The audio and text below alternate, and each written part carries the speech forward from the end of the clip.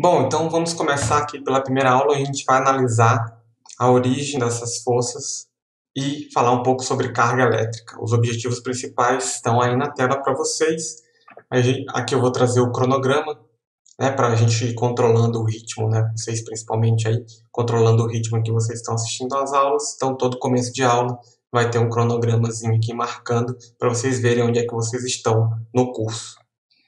Quando a gente fala de física, nós temos 4 interações fundamentais: força nuclear forte, força nuclear fraca, a força gravitacional e a força eletromagnética. As forças nucleares forte e fraca, como o próprio nome diz, estão relacionadas a interações que ocorrem no núcleo de átomos. A força nuclear forte mantém esse núcleo coeso e a força nuclear fraca está relacionada mais a decaimento de núcleos e emissão de radiação. As forças gravitacionais ocorrem na atração entre massas e a gente percebe elas em escalas maiores, né? A interação entre estrelas e planetas, planetas e suas luas e entre galáxias. E a força eletromagnética? Bom, a força eletromagnética é todo o resto, né?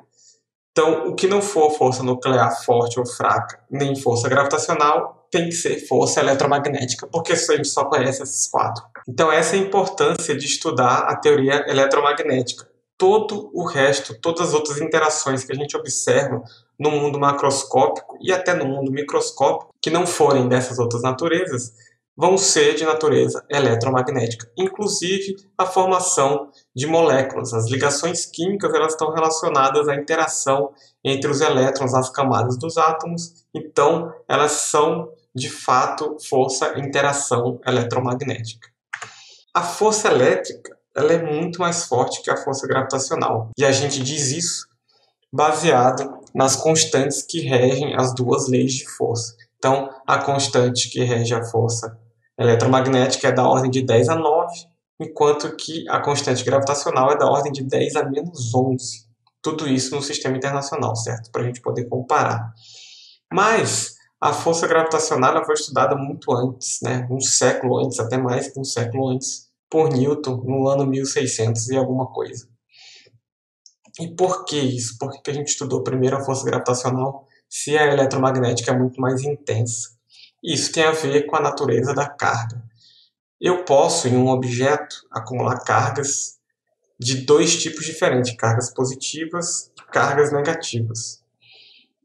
E isso, se eu tiver o mesmo tanto dos 2 tipos de carga, isso vai me dar um objeto que é eletricamente neutro, ou seja, ele não apresenta qualquer tipo de interação eletromagnética.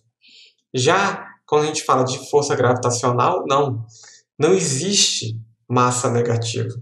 Então a força gravitacional ela só aumenta conforme você vai acumulando massa. E aí, se você acumular massa demais, a gente chega a extremos que são quase que inacreditáveis, tá certo? Então, o que fica principal aqui é um objeto eletricamente neutro não quer dizer um objeto sem carga. Na verdade, toda a matéria é formada por cargas, a gente é formado por prótons e elétrons. Então, a gente sempre tem carga. O que acontece é que, em geral, a gente tem a mesma quantidade dos 2 tipos de carga, certo? Então, a gente está em equilíbrio. Uma das primeiras formas que se encontrou para eletrizar objetos é a chamada eletrização por atrito. Você esfrega um objeto no outro e o que acontece não é a criação de carga, é a transferência de carga de um para o outro. Dependendo da natureza química do objeto, ele vai tender a acumular mais cargas de um tipo ou mais cargas de outro tipo. Então a gente tem um exemplo aqui do cano de PVC. Quando você esfrega ele num pano, ou quando você esfrega o pano nele, ele transfere carga negativa para o cano de PVC. Então no final do processo, um vai estar com excesso de carga negativa, o outro vai estar com falta de carga negativa. Esse nome negativo e positivo quem deu foi Benjamin Franklin, porque ele viu que essas cargas, né, a carga elétrica se comportava como números, né, seja números positivos e negativos. Se você adicionar um positivo com um negativo, você vai ter nada, vai ter zero, tá certo? E a gente sabe hoje que o que se transfere de um corpo para outro são sempre cargas negativas, porque a gente conhece a estrutura da matéria, a gente conhece como é formado um átomo. Então, as cargas positivas, os prótons, estão no núcleo e as cargas negativas elas estão orbitando, digamos assim, esse núcleo. Então, quando você esfrega um objeto no outro, o que você está fazendo é uma interação dessa eletrosfera, como era chamada, né, desses elétrons, dessas órbitas ao redor do núcleo, e esses elétrons é que são transferidos de um objeto para o outro. Então, para eu calcular a carga de um objeto, basta eu fazer o número de prótons menos o número de elétrons vezes a carga fundamental, né, que é a carga do elétron, a carga do próton é a mesma, só que um é positivo e o outro é negativo. Claro que aqui, né, só o que vai estar variando vai ser o número de elétrons que o objeto tem. O número de prótons pode variar também, mas isso daí já é radiação de um outro tipo que não é eletromagnética, então a gente não vai estudar aqui. E isso é quantizado, né? A carga ela é quantizada, ela é sempre, você sempre ganha carga, né? Um objeto vai ser sempre carregado em pequenos pacotinhos, né? De elétrons que tem sempre todos a mesma carga, que é esse valor E, 1,9 vezes 10 a menos 19 coulomb.